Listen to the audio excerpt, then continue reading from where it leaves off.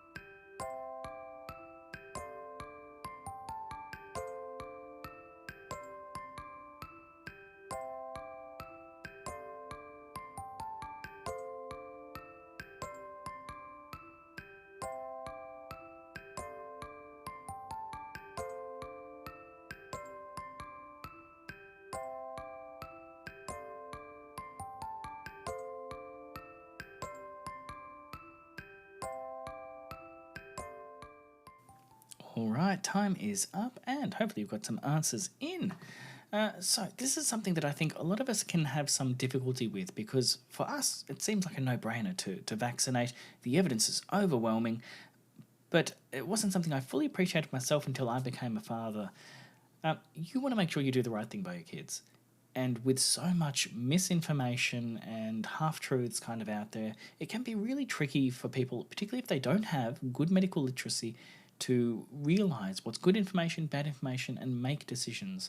And so one of the first things we need to do is to remind ourselves that we are from a relatively privileged position, and that we need to focus on that and do what we can to help look after this child as well. So step one really is to try and prepare yourself to spend time with the parent and child. Acknowledge to yourself that this is not something you're probably going to be able to fix in a single consultation. This might need a few return visits with information provided to actually get across that line.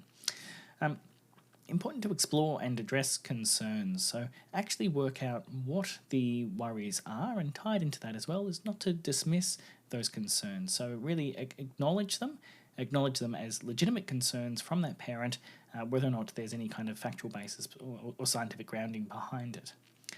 As is part of the checklist for all vaccines, you want to discuss the risks of disease and the vaccines as well.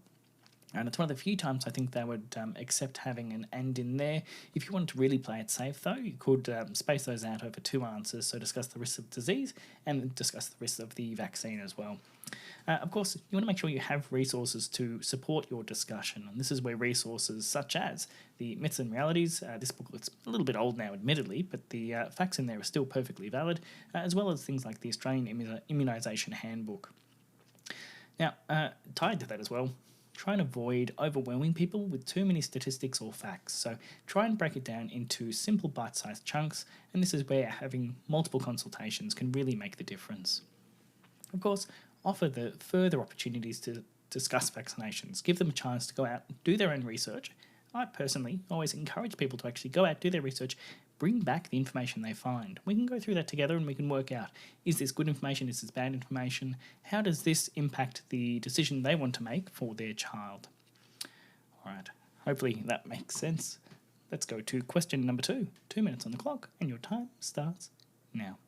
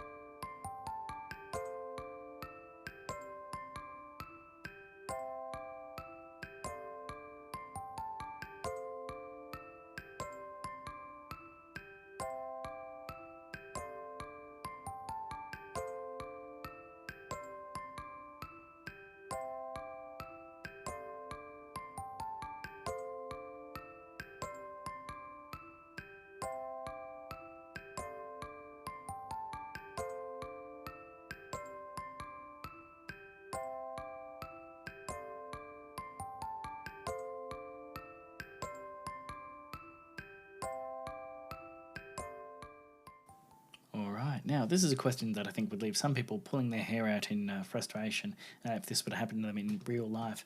I actually love this. This is a great opportunity to discuss those facts and to talk through what information and misinformation is out there. So, three key points. The first key point here is that there is no scientific basis to support the use of any homeopathic preparations in preventing diseases. Another way to word that, although you might be getting a little bit too wordy and a bit into overcoding, would be something like homeopathic preparations are manufactured by making successive dilutions to the point where none of the original material is contained in the preparation. This lacks any benefit to preventing the disease. I'd probably stick to the first option though. Now, of course, the second part to this is the fact that it's talking about the safety comparative. And so you would say the use of conventional vaccines is well established through large-scale studies of safety. And for the final point there, the use of conventional vaccines is well established through large-scale studies of efficacy. So we know they work. You probably wouldn't use the word efficacy when talking to a patient, but that would be a perfectly valid answer for the exam. As an aside, and I wanted to point this out,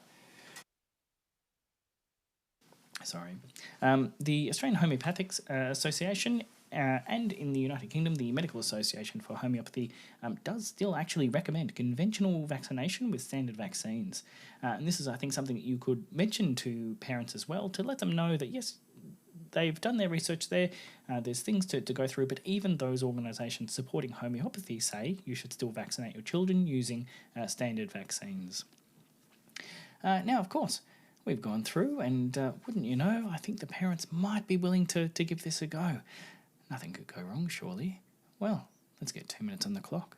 Your time starts now.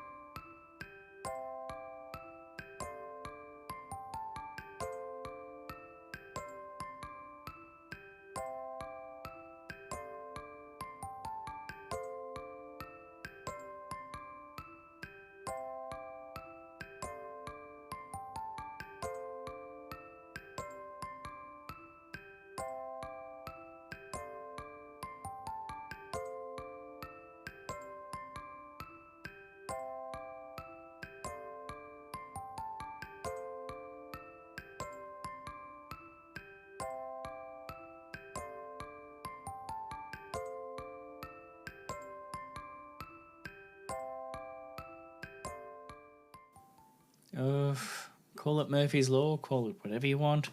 You just know it's these cases where you've had these kinds of chats that things are going to go wrong.